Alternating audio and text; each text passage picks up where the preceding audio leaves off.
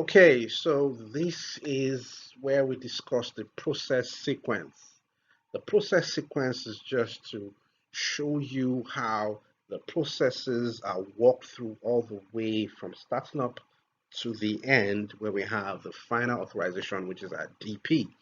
Now you need to know that so that you don't confuse things, and it helps you see clearly how to walk through a PRINCE2 project. So this is simply the process flow of the processes or walkthrough in the PRINCE2 methodology.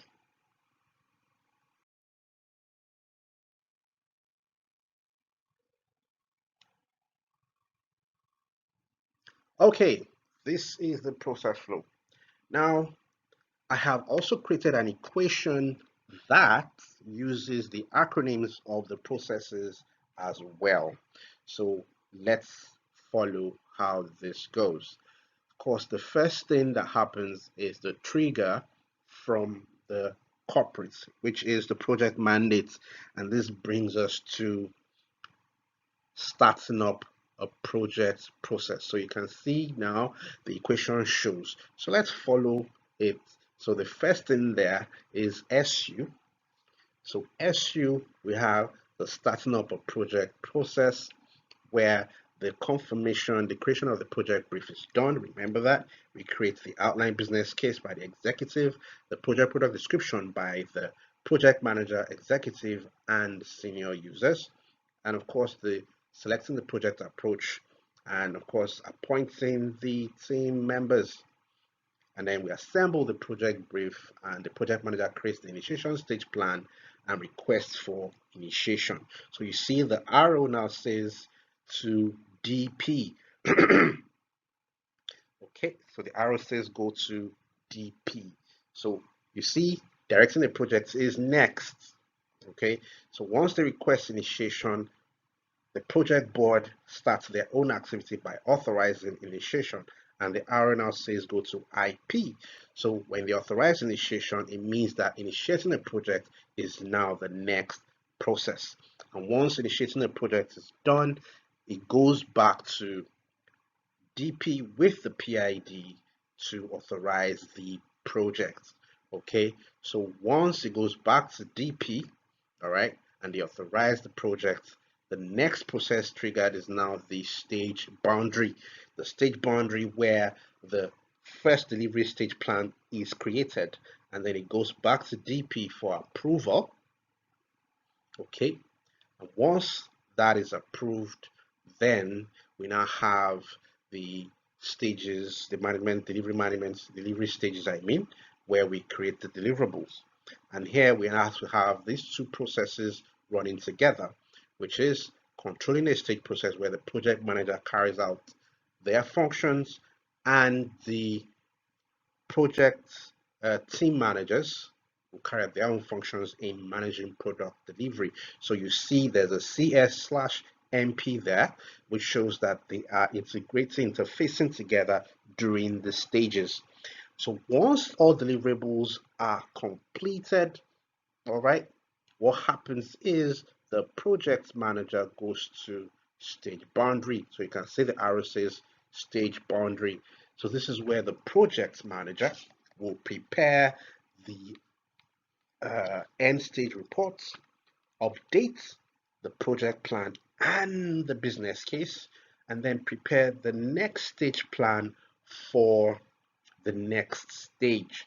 Now this will now be passed to the project board. You can see now arrow going to DP, pass it to the project board for approval. So this gives the project board the opportunity to review what has been done and what is supposed to be done, and decide whether we still have justification to go to the next stage. Now you must remember that this sequence of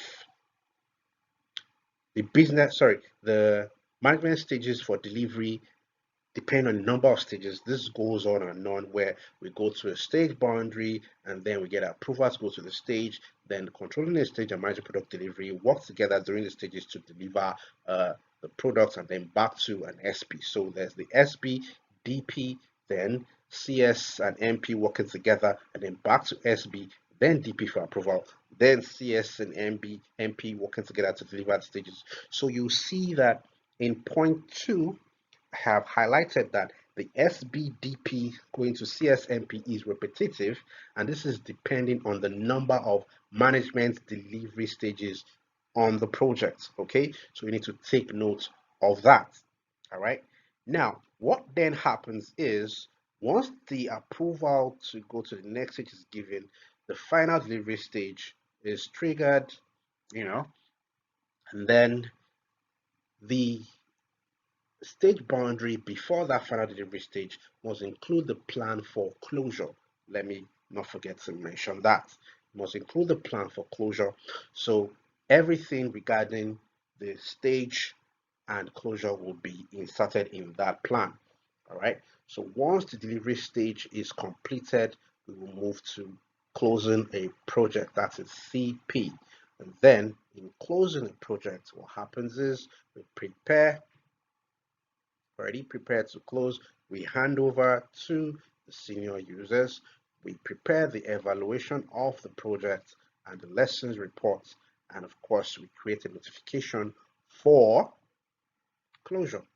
Now once that is done, the project board, being the last DP, will then inform all stakeholders about the fact that we are about to close the project and get them to stop bringing materials or whatnot.